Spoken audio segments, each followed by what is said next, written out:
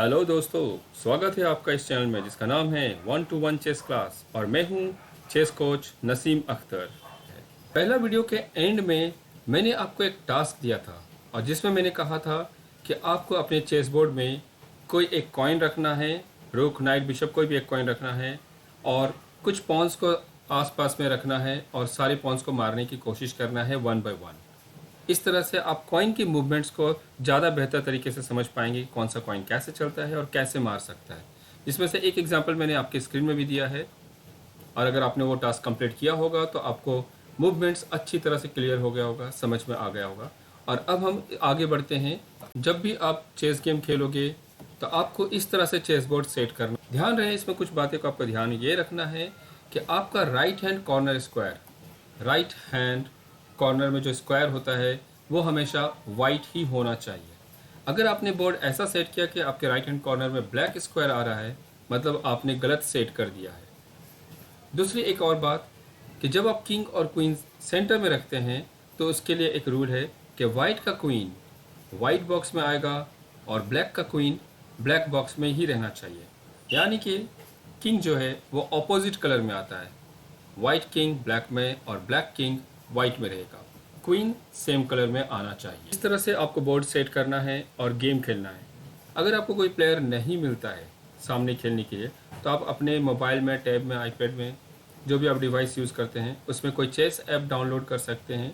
बहुत सारे chess apps हैं पर उनमें से जैसे कि कुछ अच्छे चेस ऐप्स मैं बता रहा हूँ, chess.com या lichess.org, ये दोनों में से कोई ऐप आप डाउनलोड कर सकते हैं।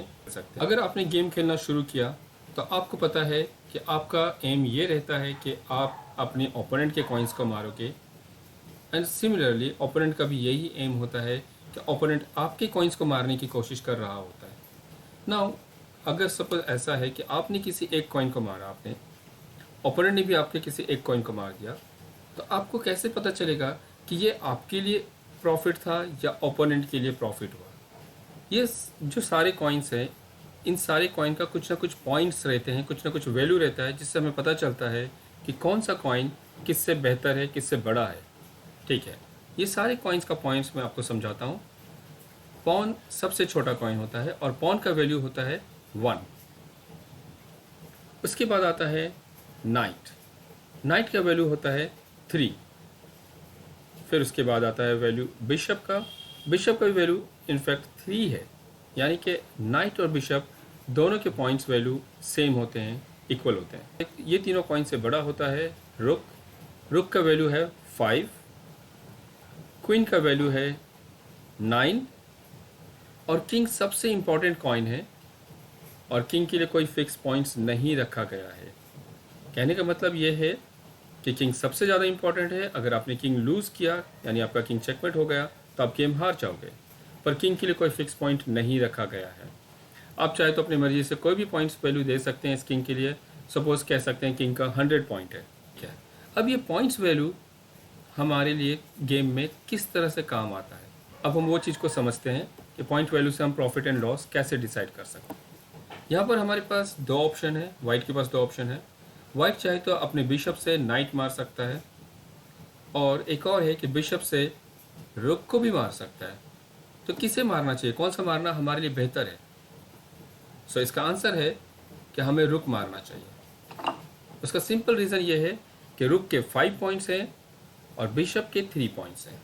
तो आप 3 पॉइंट्स दे रहे हैं और बदले में 5 पॉइंट्स ले रहे हैं, तो ये आपके लिए प्रॉफिट है।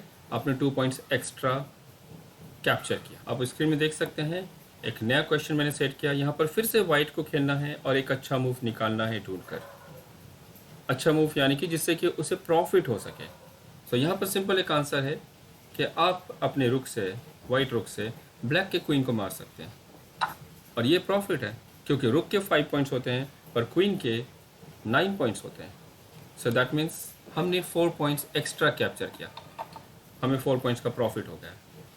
ज़्यादातर ऐसा होता है कि जिसके पास ज़्यादा प्रॉफिट होता है वो विनिंग पोजीशन में आ जाता है या वो प्लेयर गेम विन करता है एंड में। बिगिनर्स लोग जब गेम खेलते हैं तो वो लोग क्या करते हैं कि जो भी कोई सामने आता है उसे मारने की कोशिश करते हैं। वहाँ पर वो ज़्यादातर ये ट्राई करते रहते हैं कि बस किसी तरह से ज़्यादा कॉइन्स मार डालो। पर ये सेंसिबल नहीं होता है। आप हर एक कॉइन को मारने की कोशिश नहीं कर सकते हैं, या हर एक कॉइन जो सामने आ गया उसको बस मार डालो, उड़ा डालो, ऐसा नहीं खेल सकते हैं। आपको हमेशा सोचना होगा कि ये मारना हमारे लिए सही है, फ़ायदेमंद है, प्रॉफिटेबल है या नहीं। यहाँ पर वाइट प्लेयर का नाइट इस पॉन को मार सकता है, लेकिन क्या ये मारना अच्छा रहेगा? नहीं। जैसा कि मैं अभी थोड़ा टाइम पहले आपको सारे कॉइन्स का पॉइंट बता चुका हूँ, और ये भी बता चुका हूँ कि पॉन के सिर्फ 1 पॉइंट होते हैं और नाइट के 3 पॉइंट्स होते हैं। तो ऑफ कोर्स हमें नाइट से पॉन नहीं मारना है, क्योंकि हम 3 पॉइंट्स लूज़ करेंगे और बदले में सिर्फ 1 मिलने वाला है, तो वो हमें नहीं करना है। कि जैसे ये बिशप आगे जा कर के पॉन मार सकता है, या ये नाइट भी इस पॉन को मार सकता है, पर ये सारे काम भी हमें नहीं करना है, इसमें हमारा लॉस है।